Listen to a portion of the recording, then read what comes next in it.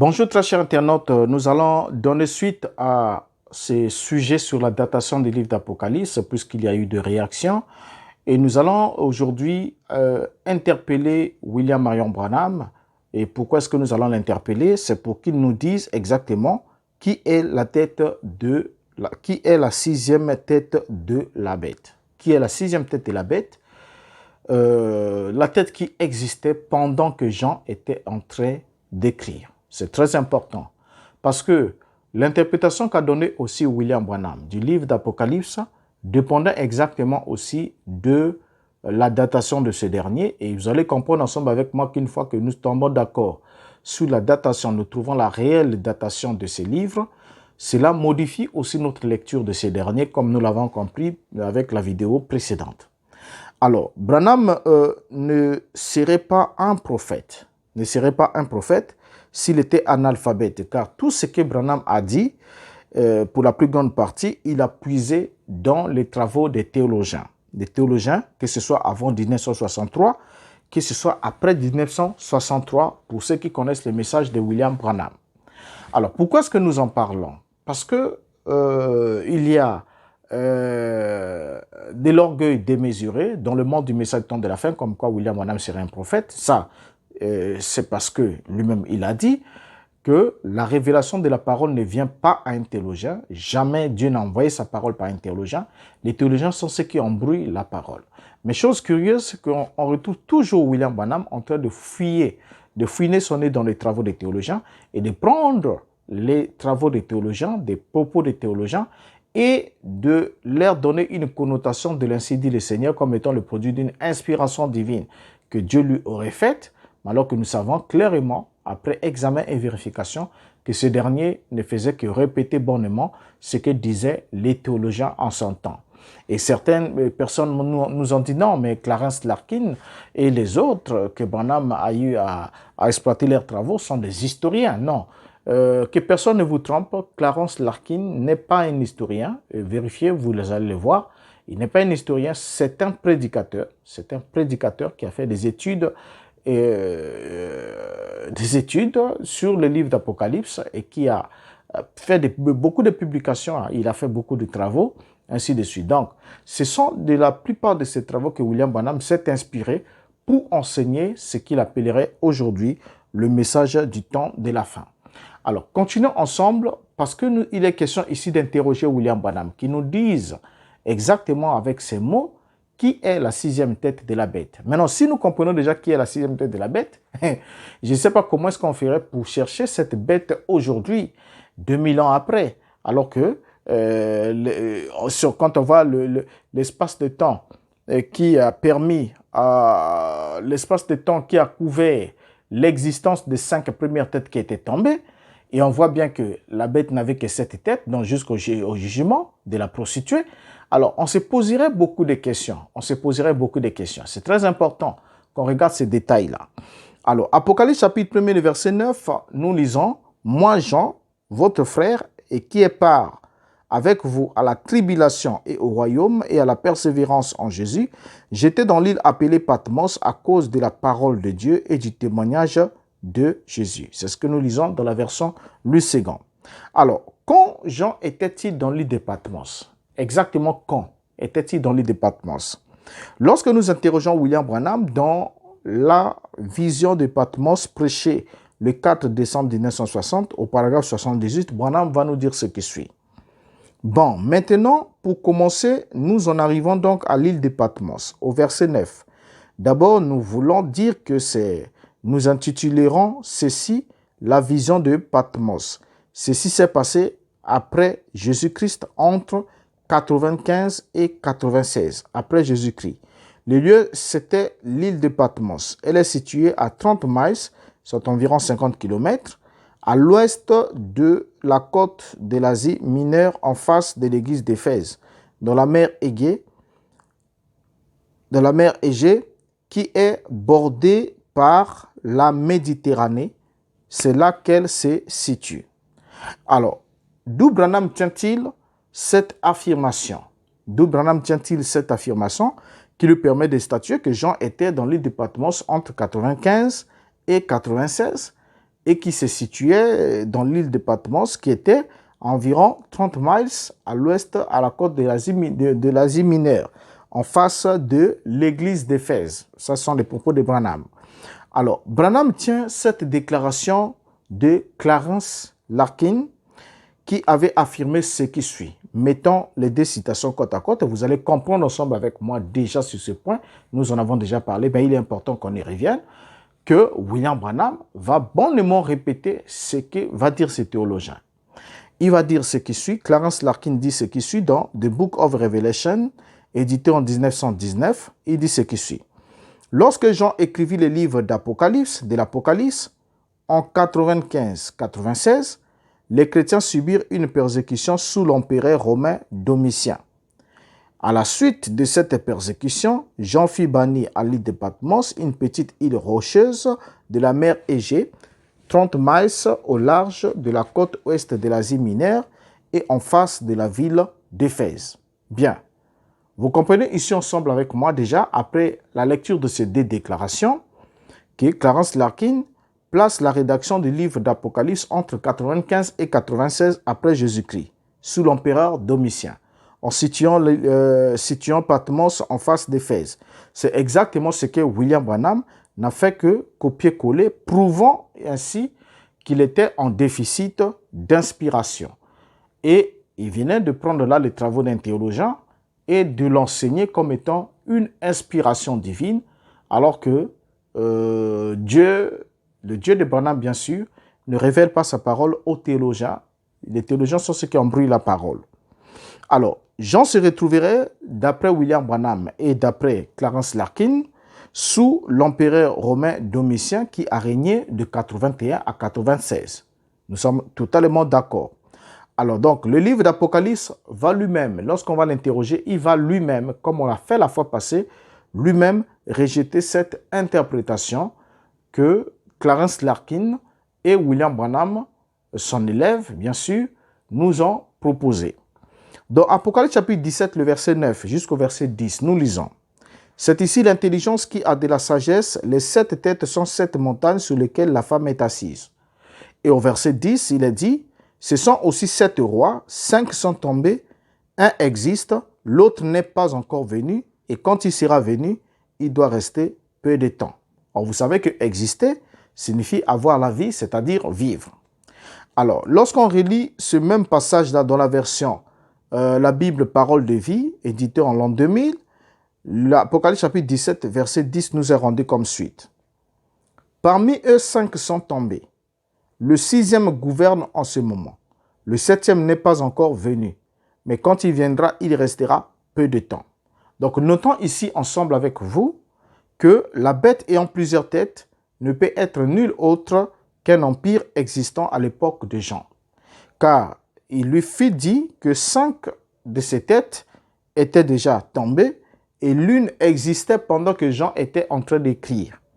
Et la seule tête existante à cette époque fut bien effectivement Néron et l'empire fut Rome. Nous avons ici la liste des 5 rois qui sont tombés. Nous avons Jules César qui a régné de 44 jusqu'à 27 avant Jésus-Christ et César Auguste qui a régné de 27 jusqu'à 14 avant Jésus-Christ, Tibère qui a régné de 14 avant Jésus-Christ jusqu'à 37 après Jésus-Christ et nous avons Caligula qui a régné de 37 à 41 après Jésus-Christ. Nous avons en 5e lieu, nous avons Claude qui a régné de 41 à 54 après Jésus-Christ et en 6e lieu, nous avons le 1 qui existe, c'est-à-dire Néron, qui a régné de 54 jusqu'à 68 après Jésus-Christ. Et en 7e lieu, nous avons Galba, qui a régné de 8 juin 68 jusqu'au 15 janvier 69, soit environ 7 mois. Donc, on comprend ici que Jean était dans Patmos avant le jugement de la grande prostituée qui est Jérusalem et non l'église catholique romaine, comme l'a enseigné Branham, en copiant faussement la théologie trinitaire dispensationaliste découlant de l'époque de la guerre moyenâgeuse entre les protestants et l'église catholique romaine qui se lançaient des pierres les uns des autres. Alors donc, le 7e resta peu de temps avant que le 8e vienne détruire la grande prostituée et brûler le temple. Nous sommes là en l'an 70. Alors d'ailleurs, ce n'est pas Branham qui va me contredire sur l'identité de la sixième tête de la bête, puisqu'il s'agit de l'interroger. Plus haut, il nous a dit que Jean était dans l'île de Patmos entre 95 et 96, répétant bonnement ce qu'avait dit Clarence Larkin, n'est-ce pas? Alors, lorsque il prêche en 1954, qu'est-ce que Branham va nous dire sur l'identité de la sixième tête? Dans la prédication La marque de la bête, prêchée le 13 mai 1954, nous sommes là avant l'ouverture des sceaux, effectivement, Branham va dire au paragraphe 254 ce qui suit. Si nous prenions l'histoire et que nous y retournions pour montrer ça, ces rois qui sont tombés à Rome depuis le royaume de Babylone, un existe, Néron. Un doit venir et il doit rester un peu de temps, environ 6 mois, quand il sera venu. Bien, donc on vient de lire ici William Branham qui nous affirme que le 1 existant, c'est Néron. Donc la tête existante, la tête qui régnait, la tête qui gouvernait le corps de cette bête, cet empire, c'était bien Néron pendant que Jean écrivait. Un existe, c'est Néron. Là, Branham l'a dit, nous sommes en 1954. Alors, pour certains qui disent non, mais écoutez, là, c'était avant la révélation, on est en 1954, c'est avant l'ouverture des sceaux. Bien, prenons dans l'ouverture des sceaux, c'est-à-dire 63, prenons même de la prédication des sceaux, et nous allons lire ce que dit William Branham sur l'identité de la sixième tête. Dans la prédication, le deuxième sceau, prêché le 19 mars 63, paragraphe 310, Branham dit ce qui suit. Oh, il faudrait être complètement aveugle, sourd et muet pour ne pas saisir cela. Voyez, très bien. Ce sont 7 rois, 5 sont tombés. Un existe, Néron, et un doit venir, et quand il sera venu, il doit rester juste un peu de temps. Bien, c'est clair, William Branham ne s'en cache pas, il vient de nous affirmer que le 1 existant, c'est Néron. Je vois quel malaise cela vous fait. Ce n'est pas de ma faute.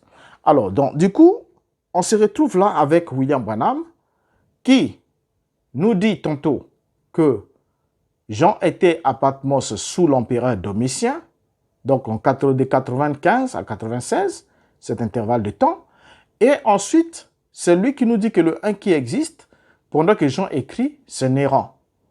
Donc là, Jean se retrouve à Patmos entre 66 et 68. Le temps de la vie de Néron. Au fait, Néron a régné de 54 jusqu'à 68. Donc c'est de quelque part dans cet intervalle-là que Jean serait dans l'île de Patmos. Or, la persécution néronique est partie de 64 jusqu'à 68. Voyez? Alors donc, si Branham était conscient que la sixième tête de la bête portant la femme était Néron, il devrait aussi savoir que Jean n'était pas à Patmos en 95. Il devait aussi le savoir que Jean n'était pas à Patmos en 95, soit avant la destruction du temple.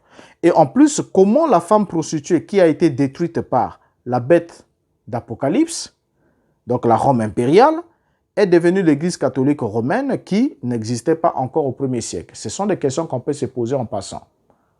Comment la grande prostituée qui a été détruite par la Rome impériale? Parce que cette bête qui avait 7 têtes, les 5 étaient tombés, la 6e était existante, le 7e viendra, il ne mettra pas tout le temps, mais la 8e qui viendra, la Bible précise, et comment cette bête va dépouiller ensemble avec les cornes et tout ça, dépouiller la prostituée, la brûler et manger sa chair. Vous voyez? Alors cette prostituée a été détruite par la bête, cette même bête. Donc quand on regarde la durée de vie de cette bête-là, on se pose la question de savoir comment, par quel miracle, cette bête a pu survivre si cette bête a vécu de l'an 44, donc moins 44, jusqu'à ce qu'on arrive à l'an 68, c'était dans la 6e tête. Donc prenez un peu cet intervalle de temps. Alors vous allez nous dire que pour la tête restante, donc celle qui a fait 6 mois, juste 7 mois, Galba, et après, le 8e, c'est celle qui va faire 2 millions et quelques. C'est-à-dire celle qui va dépouiller la prostituée, ainsi de suite. Et cette prostituée est maintenant assimilée à l'église catholique romaine qui n'existait pas encore au 1er siècle, pendant que Jean écrivait. Vous voyez? Alors, donc, ça sont des questions que nous nous posons en passant. Alors, donc, Jean était à Patmos sous Domitien ou bien sous Néron? Posons la question à William Branham. Chers adeptes de William Branham, chers prédicateurs, répondez-nous à cette question. Jean était à Patmos sous Domitien, sous l'empereur Domitien ou était à Patmos sous Néron? Parce que Branham nous dit tantôt c'est 95, tantôt sous Néron. Alors, le même prophète, hein? Donc on ne sait pas. Est-ce que vous, qu'est-ce que vous avez retenu? Que voulez-vous qu'on retienne ensemble avec vous? Et qu'est-ce que nous devons faire de l'autre déclaration? Parce que quand les deux déclarations sont contradictoires, soit l'une est vraie, l'autre est fausse, soit toutes les deux sont fausses. Alors, quelle est la déclaration qui est juste, qui est bonne, pour que nous l'acceptions et que nous régions? Au fait, qu'est-ce que nous allons faire de l'autre que nous trouvons qui n'est pas bonne? Et cela, ne l'oubliez pas, ça vient d'un prophète qui a dit « Je n'enseigne que sous l'inspiration divine. Je ne dis rien à moins que cela soit d'abord premièrement inspiré. » Mais ici, nous nous rendons compte qu'il y a l'impasse. Il y a l'impasse.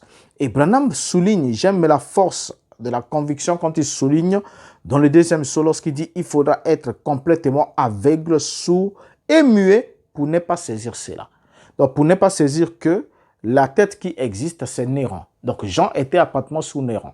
Donc, seuls les aveugles, seuls les sourds, seuls les muets ne peuvent pas saisir cela. Ce sont les paroles de William Branham. Alors, qu'est-ce que vous avez retenu de lui, cher ami, croyant du message du temps de la fin? Alors, donc, on comprend ici que la bête et les 10 cornes qui devaient brûler la prostituée ne l'ont pas fait plus tard. Donc, ils devraient le faire donc après juste la 7e tête, qui restera peu de temps. Donc, la toute dernière qui remontera, la Bible parle de cette bête-là, comment est-ce qu'elle va agir sur la prostituée. Alors, donc, ce n'est pas une affaire d'aujourd'hui, ce n'est pas une affaire du futur, mais c'est une affaire du passé. Donc, on comprend déjà que rien que par la datation, rien que par la position de la 6e tête de la bête, on comprend que l'histoire de cette bête, c'est une vieille histoire qui n'a rien à être cherchée dans nos jours. Alors, je vous prends congé pour ce bref numéro. Pour ne pas être trop long, je vous dis au revoir. Merci pour votre attention et nous attendons vos réponses. Partagez la vidéo à nos amis croyant du message du temps de la fin. Dites-leur, nous attendons les réponses qui viennent nous dire entre 95, entre 96 et 66, quelle est la vraie date. Et Jean était à Patmos sous Domitien ou bien sous Néron, qui viennent nous le dire.